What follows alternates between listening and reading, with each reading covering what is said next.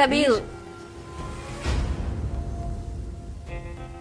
Wewe ni miongoni mwa wanawake wasioweza kuwa na adabu hata kidogo. Nimekueleza mara milioni lakini hutaki kunisikia. Kwa nini? Mimi sihitaji ugomvi na wewe Kabil. Sasa kwa nini umekuja hapa? Kwa sababu nimemfuata dada yangu. Wewe hupaswi kunizuia. Nini? Unasemaje wewe? Kabil, tafadhali nisikilize mimi. Subiri kidogo, subiri. Hakuna sababu ya kuogopa. Huyu anakupa nini? Nyamaza. Nyamaza mwenyewe. Wewe ni nani? Unajikuta nani hasa?